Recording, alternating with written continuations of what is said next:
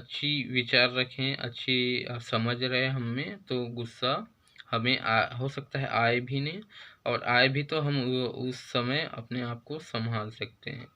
देखिए, होता ये है कि हम छोटी-छोटी बातों पे गुस्सा करते हैं, जैसे कि अभी जा रहे हैं कहीं तो ट्रैफिक है वहाँ पर, तो आपको गुस्सा आ जाता है कि ये मुझे जल्दी जाना था, ये ट्रैफिक क्यों आ गया।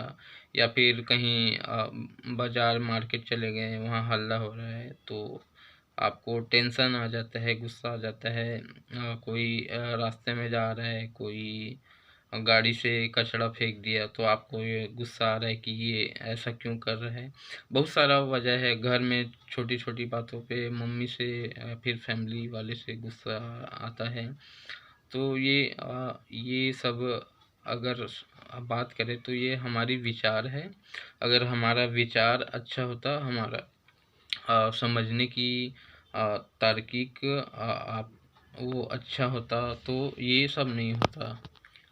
आपको अगर समझ होती कि आप कहीं जा रहे हैं और ट्रैफिक है, आपको ये समझ होता कि ट्रैफिक होना आम बात है, कहीं जा रहे हैं तो ट्रैफिक हो सकता है, ये आपको अगर समझ होता तो उतना समय आपको गुस्सा नहीं आता।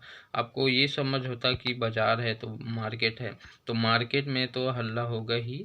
आप उस वक्त ये समझते कि हाँ, ये कॉमन चीज़ है, ये तो होना ही है, तो आपको उस समय गुस्सा नहीं आता। आप नेचर समझते लोगों का, कि बहुत सारे लोग हैं यहाँ जो अ, कोई कचरा फेंक दिया, तो आपको अगर ये समझ होता कि ये उसकी प्रॉब्लम है, उसका नेचर है, अगर ये आपको पता होता तो आपको गुस्सा नहीं आता। आपको घर में छोटी छोटी बातों पे गुस्सा आ रहा है, तो आपको समझना चाहिए कि ह्यूमन नेचर है, लोगों से छोटी छोटी गलतियां होती ही रहती है। अगर ये समझ आपको होता तो आपको छोटी छोटी बातों पे गुस्सा नहीं आता। जैसे जैसे आप अपनी समझ को बढ़ाते जाएंगे, इंसान को समझते जाएंगे, प्रकृति को समझते जाएंगे, सोसाइटी को समझते जाएंगे कि लोग ऐसा क्यों करते हैं, लोगों का व्यवहार समझ आता, ह्यूमन नेचर समझ आता, तो आपको ये गुस्सा नहीं आता।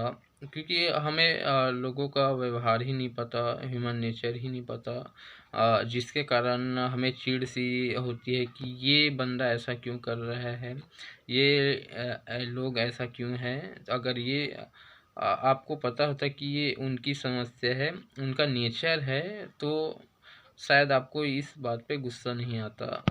तो अगर लंबे समय के लिए आपको अगर गुस्सा कंट्रोल करना है, गुस्सा अगर आए ही ना आपको, पहली बात समझ होना चाहिए, लोगों को समझने की कोशिश करें, और अपने आप को भी समझने की कोशिश करें। क्योंकि अगर ये छोटी छोटी बातों पे अगर गुस्सा अगर आए, तो आप ही का नुकसान होगा। कोई आपको कुछ बोल दे, जिसके कारण आप गुस्सा हो गए, और उसका तो कुछ नुकसान होगा नहीं, होगा तो आप ही का।